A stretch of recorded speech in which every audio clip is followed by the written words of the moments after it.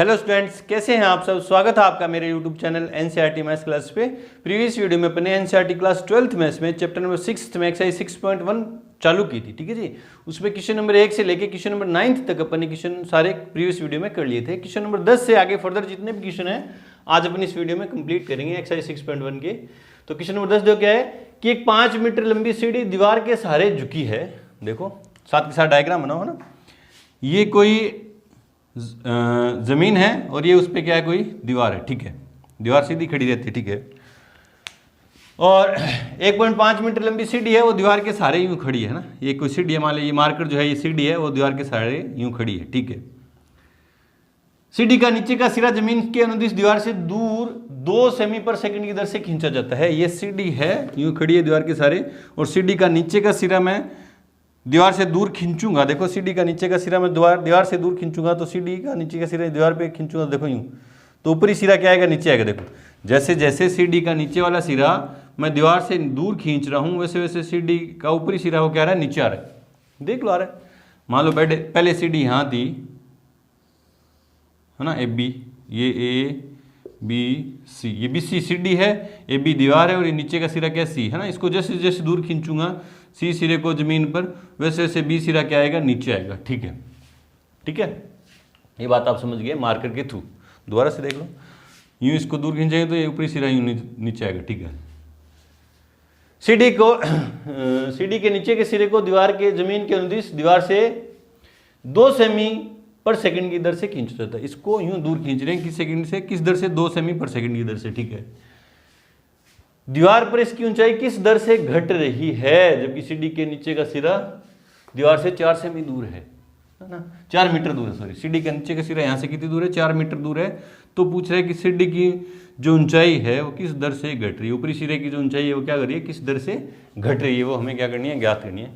तो मैं मान लेता हूँ किसी क्षण ये जो AC की जो लंबाई है, मतलब सीढ़ी के निचले सिरे की दीवार से दूरी है वो क्या है, x, और ऊपरी सिरे की जो हाइट है वो क्या है, y है, और सीढ़ी की लंबाई क्या है, 5 मीटर है, ठीक है।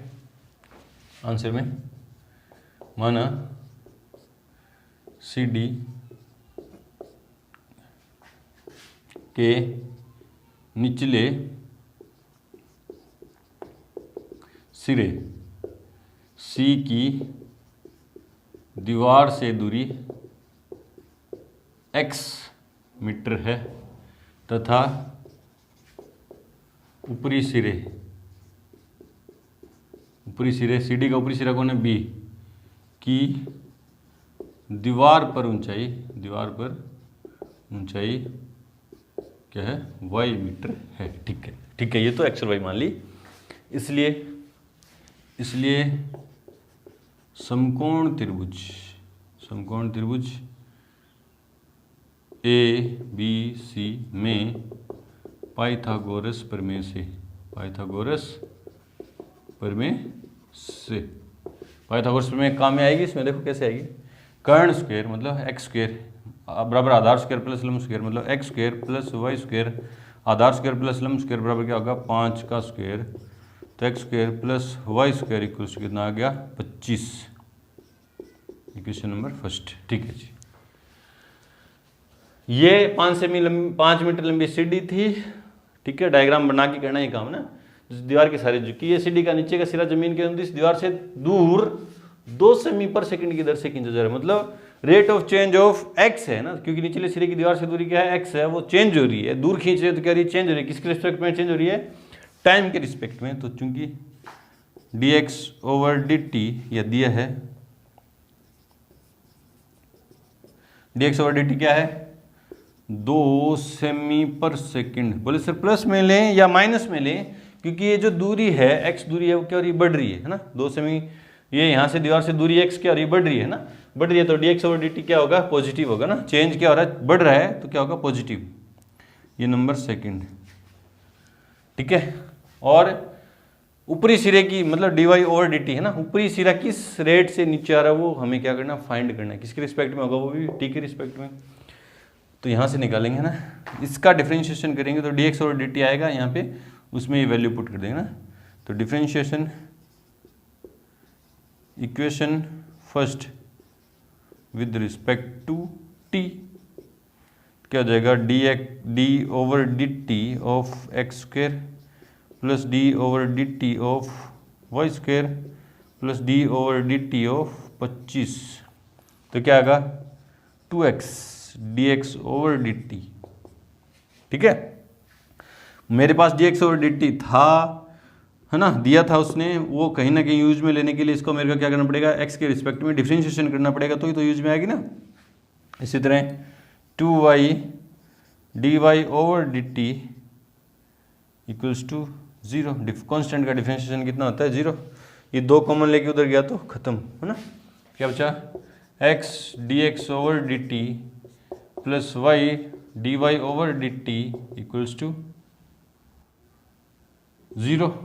ठीक है, तो सारी वैल्यू उस तरफ, तो क्या जाएगा dy ओवर डी टी या y dy over d T. इसकी dy ओवर डी टी की ऊपरी सिरे किस दर से नीचे आ रहा है उसकी वैल्यू मेरे को फाइंड करनी है। तो क्या आएगा minus x dx over d t, तो dy over d t equals to minus x upon y dx over d t.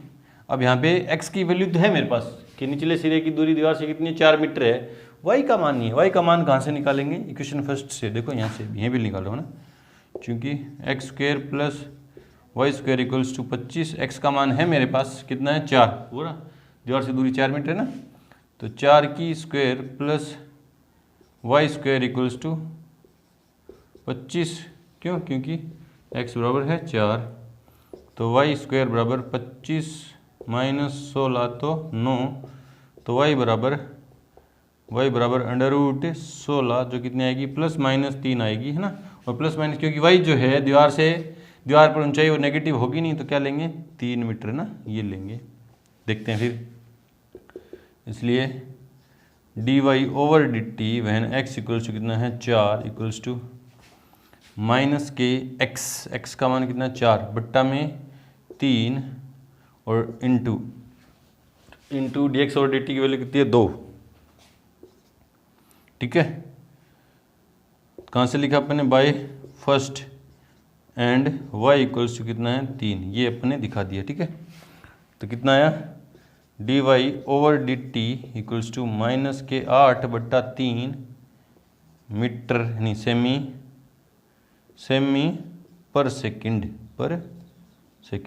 तो दीवार सीडी का ऊपरी सिरा जो दीवार पर किस दर से घट रहा है 8 बट्टा 3 सेमी पर सेकंड। तो नीचे लिख देंगे, अतः दीवार सीडी का ऊपरी सिरा ऊपरी सिरे की ऊंचाई दीवार पर 8 बट्टे 3 सेमी पर सेकंड की दर से घट रही है। यूं करेंगे, चेक करते हैं इसका आंसर। क्वेश्चन नंबर 10 8 बट्टा 3 सेमी पर सेकंड, बिल्कुल सही है। चलो जी, बढ़ते हैं क्वेश्चन नंबर 11 की तरफ। उससे पहले वीडियो को रोकें और नोट करें। अच्छा, एक बात और, ये जो बच्चे बोलते हैं सर किस बुक में जो आंसर दे रखा है 8 बट्टे 3 दे रखा है सेमी पर सेकंड, और आपका आंसर आ रहा है माइनस 8 बट्टे 3। ये माइनस 8 बट्टे 3 क्या बता रहे हैं कि दीवार पर जो सीडी की ऊपरी सिरे की ऊंचाई जो घट रही है ना, रेट ऑफ चेंज ऑफ जो वाई है विद रिस्पेक्ट टू टाइम है वो क्या हो रहा है, कम हो रहा है, ऊंचाई घट रही है, नीचे आएगा सिरा, है ना। तो बस नीचे आ रहा है ये बता रहा है, बस ये माइनस जो वैल्यू है वो यही बता रही है। तो आंसर क्या होगा, अगर आप फाइनल आंसर लिखना चाहेंगे तो आप क्या लिखोगे, अतः दीवार पर सीडी के ऊपरी सिरे की ऊंचाई 8 बट्टा 3 सेमी पर सेकंड की दर से घट रही है ना, वो बात बता रही है बस ये माइनस। चलो बढ़ते हैं क्वेश्चन नंबर 11 की तरफ। उससे पहले वीडियो को रोकें और नोट करें। क्वेश्चन नंबर 11 देखो क्या है कि एक कण वक्र इस कोई कर्व है, इसके अनुगत गति कर रहा है ना। तो समझ के देखो, ये कोई कर्व है, इस पर कोई पॉइंट है P, है ना। ये किसका कर्व है 6y equals to x cube plus 2। ये कर्व जो है इस इक्वेशन का है। ठीक है जी। इस पर एक पॉइंट है P, है ना, ये जिसके कोई कोऑर्डिनेट है x और y। वो इस पॉइंट, ये जो पॉइंट P है इस कर्व पर क्या कर रहा है, मूव कर रहा है, आगे पीछे हो रहा है ना। आगे पीछे हो रहा है तो x कोऑर्डिनेट और y कोऑर्डिनेट क्या होंगे, चेंज होंगे ना।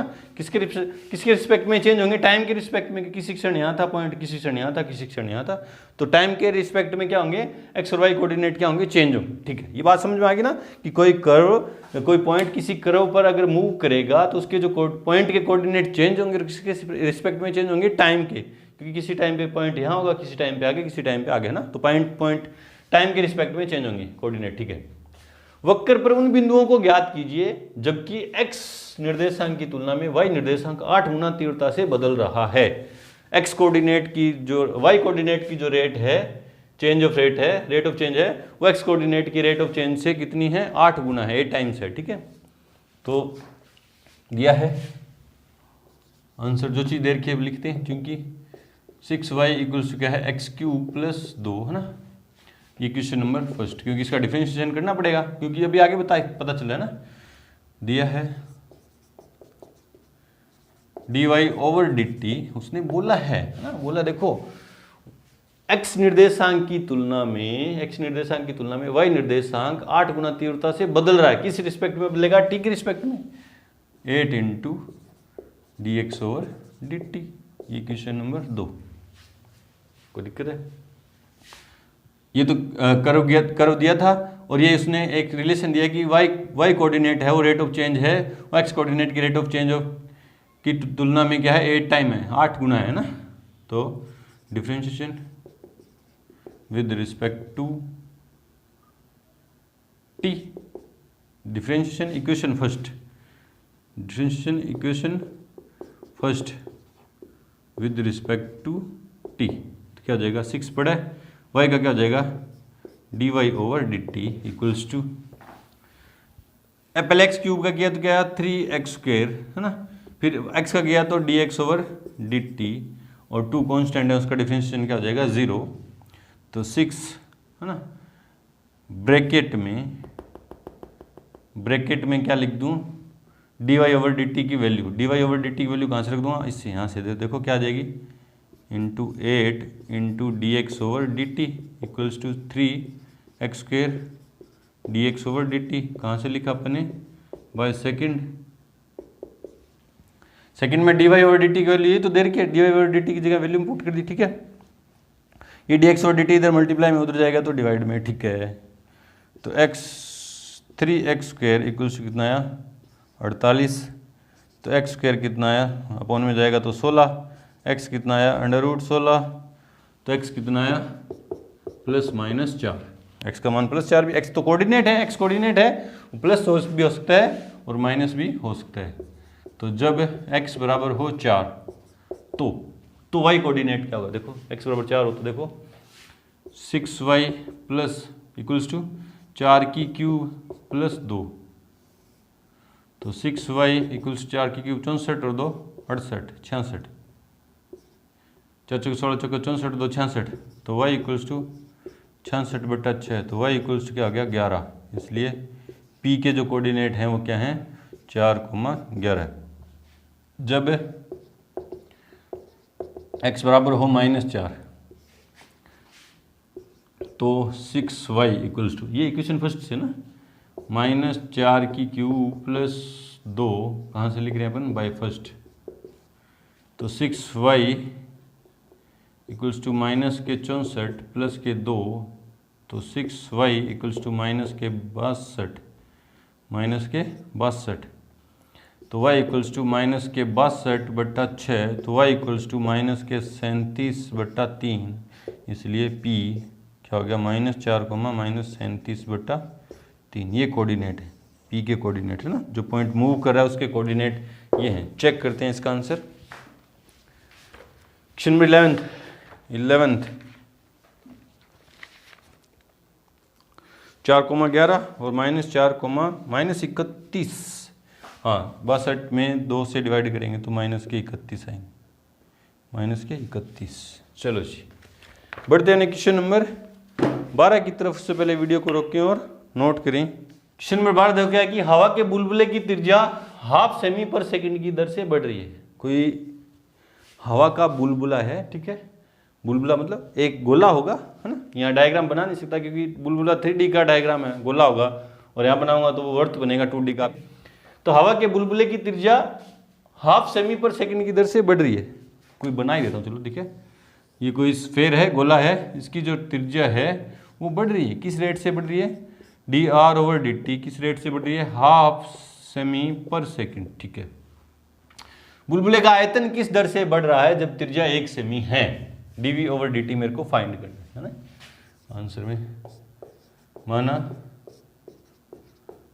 हवा के बुलबुले की त्रिज्या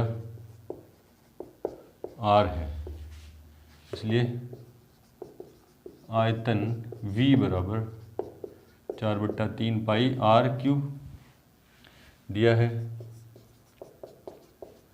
dr/dt इक्वल्स टू हाफ सेमी पर सेकेंड। ठीक है, question number first. Now dv/dt आयतन में परिवर्तन की दर किसके रिस्पेक्ट में? टाइम के रिस्पेक्ट में। क्यों सर? क्योंकि ये जो रेट त्रिज्या में परिवर्तन की दर समय के सापेक्ष है, तो आयतन में भी परिवर्तन की दर किसके सापेक्ष ज्ञात करनी पड़ेगी? टाइम के रिस्पेक्ट में। ठीक है, तो d/dt ऑफ 4/3 पाई r³, तो dv/dt इक्वल्स टू 4/3 पाई, तो कांस्टेंट, इसका डिफरेंशिएशन क्या होगा? 3r², और r का किया तो dr/dt, 3 से 3 कैंसिल आउट, तो dv/dt equals to 4 pi r² into half.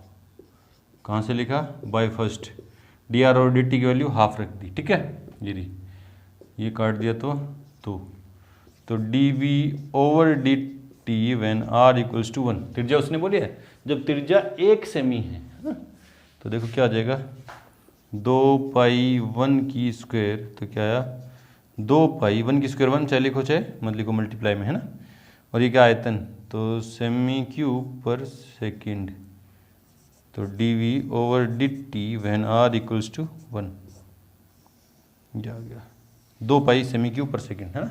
Plus sign क्या बता रहा है कि आयतन जो है बढ़ रहा है ना पर सेकेंड, 2 पाई सेमी क्यूब पर सेकेंड की दर से। चलो जी बढ़ते हैं क्वेश्चन नंबर 13 की तरफ। उससे पहले वीडियो को रोकें और नोट करें। क्वेश्चन नंबर 13 देखो क्या है कि एक गुब्बारा जो सदैव गोलाकार है, एक बैलून है गोलाकार है, ठीक है, का परिवर्तनशील व्यास ये है, व्यास क्या हो रहा है? चेंज हो रहा है। गुब्बारे का व्यास चेंज होने का मतलब क्या है? बढ़ेगा या घटेगा ना। व्यास बढ़ेगा तो आयतन बढ़ेगा, बढ़ रहा है तो आयतन बढ़ रहा है, और व्यास घटेगा तो आयतन क्या होगा? घटेगा। ठीक है, और वृत्त का व्यास बढ़े तो क्षेत्रफल बढ़ता है क्योंकि वो 2D में है, और गोले का व्यास बढ़ रहा है तो क्या बढ़ेगा? आयतन बढ़ेगा ना। ठीक है, x के सापेक्ष आयतन में परिवर्तन की दर ज्ञात कीजिए। सीधा इसने बोल दिया, आयतन को अपन लिखेंगे v से, तो dv/dx, ये हमें क्या करना है? x के सापेक्ष बोला ना उसने, x के सापेक्ष, बस सिंपल आयतन निकालो, उसको x के रिस्पेक्ट में डिफरेंशिएट कर दो, है ना। तो जो चीज दे रखी है वो क्या है? व्यास है ना आंसर में, क्योंकि गुब्बारे का व्यास d बराबर कितना है? 3/2 2x + 1। ठीक है, इसलिए त्रिज्या r बराबर क्या हो जाएगी? 3/4, 3/2 था, हाफ से और डिवाइड कर दूंगा तो 3/4 हो जाएगा ना, 2x + 1, ये त्रिज्या आ गई। इसलिए गुब्बारे का आयतन क्या होगा? 4/3 पाई r³, तो 4/3 पाई r का मान कितना है? ये रहा, ये पूरा मान है ना, क्या है? 3/4 2x + 1 की होल क्यूब। इसको थोड़ा सिंप्लीफाई कर लूँ, आयतन को v से लिखते हैं ना, तो v बराबर क्या हो जाएगा? देखो 4/3 पाई इंटू, ये पावर इस पे अलग करूँगा तो क्या जाएगी? 3/4 गुणा 3/4 गुणा 3/4, मतलब कांस्टेंट को तो बाहर निकाल दिया, इस पे पावर अलग करके इसको बाहर निकाल दिया, और क्या है? 2x + 1 की क्यूब। बस ये अभी तक आयतन को सोल्व कर रहा हूँ मैं ना, तो 4/3 से 1 4/3 क्या हो गया? कट गया, तो v बराबर 3 × 9/16 पाई 2x + 1 की क्यूब, यह आयतन आ गया ना। इसलिए differentiation with respect to x, बोले सर सीधा ही डिफरेंशिएशन क्यों कर दिया x के रिस्पेक्ट में? ये सीधा लिख दो, इसलिए dv/dx क्यों किया सर? क्योंकि x के रिस्पेक्ट में आयतन में परिवर्तन की दर ज्ञात करनी है ना, तो d/dx of 9/16 pi 2x plus 1 की होल क्यूब है ना। चलो जी, तो dv over dx equals to 9/16 pi constant है, वो तो आ जाएगा बाहर। 9/16 पाई तो बाहर। डिफरेंशिएशन किसका होगा? इसका पहले चेन रूल, पहले एक्स क्यूब, ये एक्स की क्यूब का ना, एक्स की क्यूब का डिफरेंशिएशन, तो क्या आ जाएगा 3x, एक्स की जगह 2x प्लस 1 की स्क्वायर। फिर 2x अंदर वाली क्वांटिटी का करूँगा, चेन रूल का करूँगा पहले तो t क्यूब का क्या होगा 3t स्क्वायर हो गया। फिर t का करूँगा, इसका करूँगा x के रिस्पेक्ट में, तो क्या आएगा 2x का किया तो क्या है 2 और 1 का किया तो 0 है ना। बस इसको थोड़ा चेंज हो रहा तो कर दो, देखो 8 और 3 ऊपर मल्टीप्लाई हो जाएगा, तो dv over dt equals to कितना हो गया 9/27/8 पाई 2x प्लस 1 की स्क्वायर। ये आयतन में परिवर्तन हो रहा है, किसके रिस्पेक्ट में? x के रिस्पेक्ट में। चेक करते हैं इसका आंसर। क्वेश्चन नंबर 13, सीधा सीधा बोल दिया इसने, तो अपन को कुछ सोचना ही नहीं था। 13 27/8, ठीक है, पाई 2x प्लस 1 स्क्वायर, बिल्कुल सही है। चलो जी, इसमें अपन इकाई लगाना चाहें तो देखो इकाई कोई सेमी-मीटर में है नहीं, तो यही है ना, बस इकाई कुछ नहीं लगेगी, यही आंसर है इसका। चलो जी, बढ़ते हैं क्वेश्चन नंबर 14 की तरफ। से पहले वीडियो को रोकें और नोट करें। क्वेश्चन नंबर 14 देखो क्या है कि एक पाइप से रेत 12 सेमी क्यूब पर सेकंड की दर से गिर रही है, ठीक है। देखो इसको ढंग से समझेंगे। पूरी इस एंटायर एक्सरसाइज 6.1 के अंदर सबसे इंपॉर्टेंट, सबसे अच्छा क्वेश्चन मेरे को ये लगा। देखो समझ के करेंगे इसको ढंग से ना। क्या है, एक पाइप से रेत ना, कोई पाइप है यूं, इसमें रेत भरी है, ठीक है, और वो रेत इस यहाँ नीचे ज़मीन पे गिर रही है। नीचे क्या गिर रही है? ज़मीन पे गिर रही है, यूं है ना। ज़मीन पे गिरेगी तो गिरती गिरती वो एक क्या बनाएगी? शंकु बना देगी। क्या बना देगी? शंकु बना देगी। जब यूँ गिरेगी तो यूँ जाएगी रेत, फिर यूँ जाएगी, ढेरी सी बन जाएगी ना, रेत की ढेरी, बालू मिट्टी है ना, बालू। तो यूँ रेत गिर रही है, वो क्या बना रही है? शंकु बना रही है, ठीक है। ये पाइप है, इसमें रेत है, वो इसमें छेद कर दिया तो वो नीचे गिर रही है, और नीचे जमीन पर क्या बना रही है? एक शंकु सा बना रही है, ठीक है। कहाँ बना रही है सर? गिरती रही जमीन पर एक ऐसा शंकु बनाती है जिसकी ऊंचाई आधार की त्रिज्या का छठा भाग है ना। ये शंकु के आधार की त्रिज्या को मैंने मान लिया है r है, और ऊंचाई क्या है? h। ये ऊंचाई h है, ठीक है। ये पहले देखो, ये दे क्या रखा है? 12 सेमी क्यूब पर सेकंड, मतलब रेत गिरी है तो शंकु का क्या बढ़ रहा है? आयतन बढ़ रहा है। देखो आयतन, शंकु का साइज बढ़ेगा तो क्या बढ़ रहा है? शंकु का आयतन बढ़ रहा है। और वैसे भी नहीं देखो तो यहां से देख लो, सेमी क्यूब पर सेकंड, सेमी क्यूब में, मीटर क्यूब में क्या दिया होता है? आयतन। तो आयतन दे रखा है, rate of change of volume with respect to time आपको दे दिया, ठीक है। एक ऐसा शंकु बनाती है जिसकी ऊंचाई आधार की त्रिज्या का छठा भाग है। रेत से बने शंकु की ऊंचाई किस दर से बढ़ रही है? ठीक है, जबकि ऊंचाई 4 सेमी। आपको ज्ञात करना है कि ऊंचाई जो है किस रेट से बढ़ रही है, जब ऊंचाई कितनी है? 4 सेमी है ना। तो जो जो चीजें गिवन है वो लिखते हैं। माना शंकु के आधार की त्रिज्या r व ऊंचाई h है, ठीक है, दिया है। dv ओवर dt बराबर 12 सेमी क्यूब पर सेकेंड।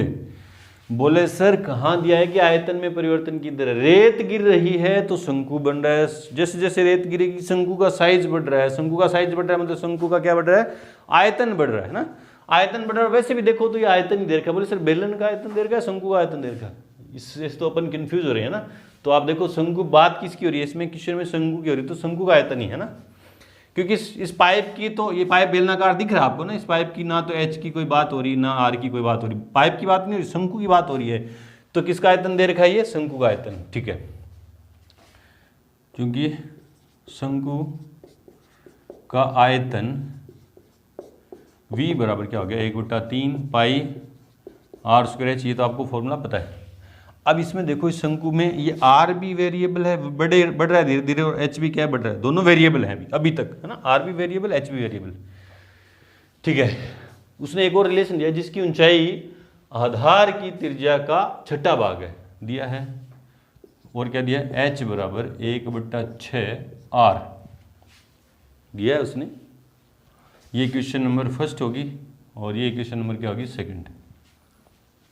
ठीक है, मुझे ज्ञात क्या करना है, अब इसका मैं यहीं डिफरेंशिएशन कर दूं t के रिस्पेक्ट में, तो r भी वेरिएबल h भी वेरिएबल है ना। क्यों ना इस जो रिलेशन दे रखा है इससे मैं एक वेरिएबल गायब कर दूं, एक चाहे तो r को गायब कर दूं चाहे h को गायब कर दूं ना। सोचो अब देखो, अगर आप r बराबर 2h रखते हो तो r की जगह 2h आ जाएगा, तो r गायब हो जाएगा, है ना। या h की जगह आप 1/6 r रखते हो तो h गायब हो जाएगा, है ना। फिर अगर h की जगह आप r रखते हो तो इसका डिफरेंशिएशन करोगे, देखो h की जगह अगर आप r रखिए, देखो यूं 1/3 पाई r स्क्वायर, h की जगह आप क्या रख दोगे, r, मतलब 1/6 r रख दोगे। तो इसका डिफरेंशिएशन करोगे तो dv/dt 1/3 जो भी आएगा, और लास्ट में आएगा dr/dt,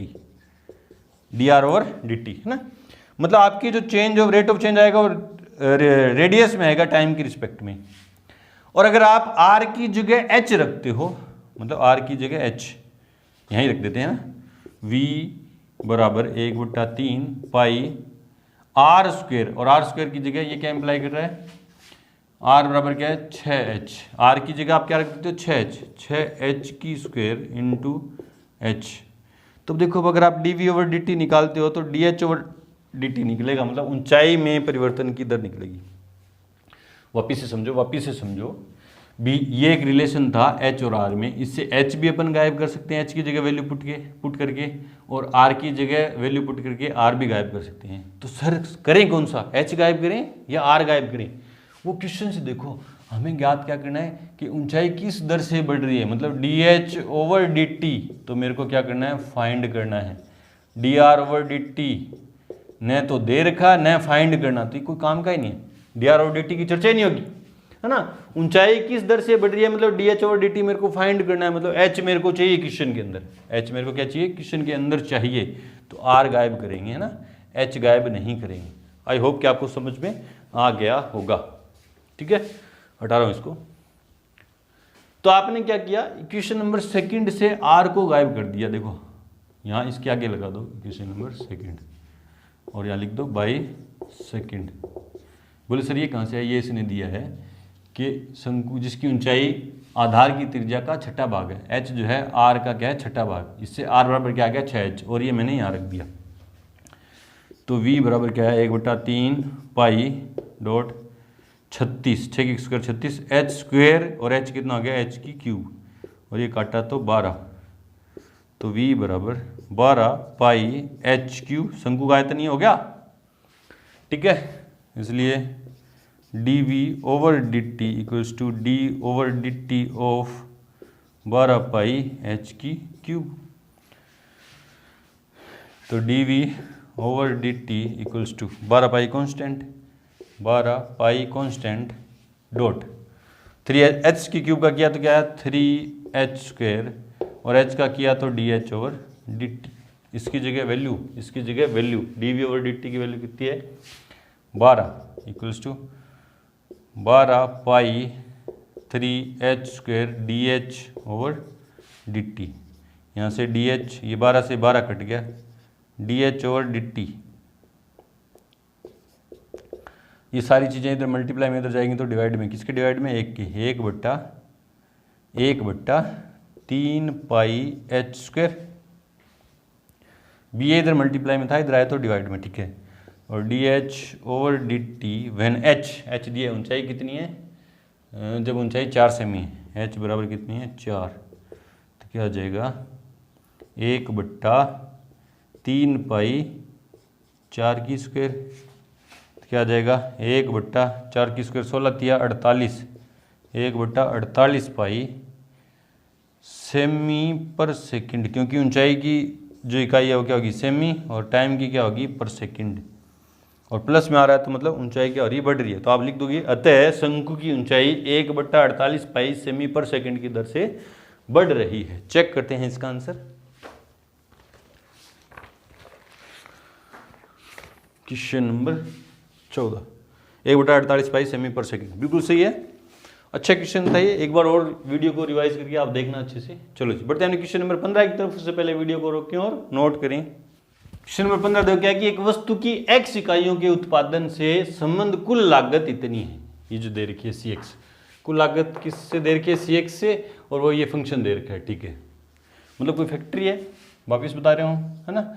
इसने किसी वस्तु की x इकाइयाँ बनाई, किसी वस्तु की x इकाइयाँ बनाई, तो उस पर जो खर्च आया वो कितना है? Cx, वो एक फंक्शन दे रखा है ना। और इस फंक्शन से मेरे को क्या निकालना है? मार्जिनल कॉस्ट निकालनी है ना, सीमांत लागत निकालनी है, सीमांत लागत, है ना, सीमांत लागत ज्ञात करनी है, ठीक है। वापिस से पढ़ो। एक वस्तु की x इकाइयों के उत्पादन से संबंध कुल लागत Cx ये दे रखी है रुपए में, ठीक है, से प्रदत्त है। सीमांत लागत ज्ञात कीजिए, जबकि 17 इकाइयां, यहाँ मिस प्रिंट है मेरी बुक में, शायद 17 ही होगा और कुछ हो सकता तो आप देख लेना। मैं 17 के हिसाब से क्वेश्चन करके दिखा रहा हूँ ना। 17 इकाइयों का उत्पादन किया गया है। मुझे मार्जिनल कॉस्ट चाहिए। वो क्या होता है? किसी वस्तु के कुल उत्पादन में परिवर्तन की दर ना, किसी वस्तु के उत्पादन में कुल लागत है ना, कुल लागत है, उसमें परिवर्तन की दर। अब कुल लागत जो है कैसे चेंज होगी? किसी वस्तु की कुल लागत क्या है? DCx, उसने बोला ना Cx, कुल लागत है Cx, उसमें परिवर्तन। अब कुल लागत किसी वस्तु की x इकाइयां बना रहा हूं, तो उसमें कुल लागत है जो भी है, एक इकाई कम कर दी तो लागत कम होगी, ज्यादा बढ़ा दी तो लागत क्या होगी? ज्यादा। मतलब कुल लागत किसके रिस्पेक्ट में चेंज होगी? इकाइयों के रिस्पेक्ट में चेंज होगी। इकाइयां ज्यादा बनाएंगे तो कुल लागत ज्यादा आएगी, इकाइयां कम बनाएंगे तो कुल लागत क्या आएगी? कम आएगी, है ना। तो किसके रिस्पेक्ट में? मतलब कुल लागत किसके रिस्पेक्ट में चेंज हो रही है? x के रिस्पेक्ट में। x इकाइयां बना रहे हैं ना, उसके रिस्पेक्ट में। तो वही हमें क्या करना है? फाइंड करना है। कब? जब x बराबर कितनी है? x बराबर कितनी है? 17 इकाई बनाते हैं ना, क्योंकि Cx बराबर क्या दे दिया? 0.007 x³ माइनस है ना, माइनस है क्या? देखो हाँ, minus 0.003 x² plus 15x plus 4000, है ना। इसलिए सीमांत लागत, जिसको किससे लिखते हैं? मार्जिनल कॉस्ट से, वो क्या होगी? DCx over DX equals to, इसका डिफरेंशिएशन कर देंगे, है ना। तो क्या होगा? 0.007 x³ का डिफरेंशिएशन क्या है? 3x² प्लस माइनस 0.003 x² का डिफरेंशिएशन 2x, पॉइंट नहीं है, मल्टीप्लाई है, ये क्या है? मल्टीप्लाई है, ये पॉइंट, ठीक है, प्लस 15 और एक 4000 कॉन्स्टेंट है, इसका डिफरेंशिएशन क्या हुआ? 0। तो DCx ओवर DX इक्वल्स कितना है? 7 या 21, 0.021 x² माइनस 3 दूनी 6, 0.006 x प्लस के 15। तो DCx ओवर DX, जिसको क्या लिखते हैं? Marginal cost. कब? जब x बराबर कितनी है? 17। तो देखो क्या आएगा? 0.021 इंटू 17 की स्क्वायर माइनस 0.006 इंटू 17 प्लस के 15। सॉल्व कर दो। 0.021 इंटू 17 की स्क्वायर 289, ठीक है, माइनस 17 छक्का 102 माइनस के 0.120, 17 छक्का 102, 3 अंक छोड़ के पॉइंट लगाएंगे, हाँ ठीक है, प्लस के 15, 21 नया 189, 21 नया 189, 18 आंसर, 21 8 168 और 18 छिहत्तर 86, 18 आंसर, 21 दूनी 42 और 18 60, और 3 अंक छोड़ के पॉइंट लगाना है, प्लस के माइनस के 0.102 प्लस के 15। तो ये दोनों ऐड कर दूंगा, 15 और 6 21.069 माइनस 0.0102, ठीक है, घटा देंगे। 9 में से 2 गया तो 7, 6 में से 0 गया तो 6, 10 में से 1 गया तो 9, यहाँ 0 और 20, तो MC मार्जिनल कॉस्ट जो है वो कितनी आई, ये रुपए। देखते हैं क्वेश्चन नंबर 15, 6.1 में क्वेश्चन नंबर 15, 20.967 बिल्कुल सही है अपना 20.967 रुपए में ही दे रखा है क्या, रुपए पर यूनिट है ना, RS, ठीक है, बिल्कुल सही है। बढ़ते हैं क्वेश्चन नंबर 16 की तरफ। उससे पहले वीडियो को रोकें और नोट करें। क्वेश्चन नंबर 16 देखते हैं कि किसी वस्तु की x इकाइयों के विक्रय से प्राप्त कुल आय RX में है। कोई फैक्ट्री है, इसने वस्तुओं की x इकाई बनाई है ना, उनको क्या किया, विक्रय किया, तो आय जो है ना, आय जो है वो क्या है RX दी गई है। विक्रय किया, x इकाई का विक्रय किया, तो आय कितनी आई मेरे पास, RX है, ठीक है, जो ये फंक्शन दे रखा है इस फॉर्म में है ना। सीमांत आय ज्ञात करनी है मेरे को ना, मार्जिनल रेवेन्यू मेरे को फाइंड करना है। सीमांत आय वो क्या होता है, वो होता क्या है, कुल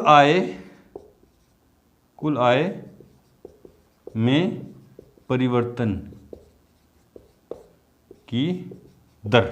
मार्जिनल रेवेन्यू क्या होता है, किसी वस्तु की x इकाइयों को बेचेंगे तो कुल आय जो है उसमें परिवर्तन की दर। ये कॉमर्स वाले स्टूडेंट अच्छे से समझ रहे होंगे कि मार्जिनल रेवेन्यू क्या होता है, सीमांत आय क्या होती है, किसी फैक्ट्री से अगर x इकाइयां बेची जा रही हैं तो उनसे जो प्राप्त कुल आय है उनमें परिवर्तन की दर है, वो क्या है, मार्जिनल रेवेन्यू है, सीमांत आय है।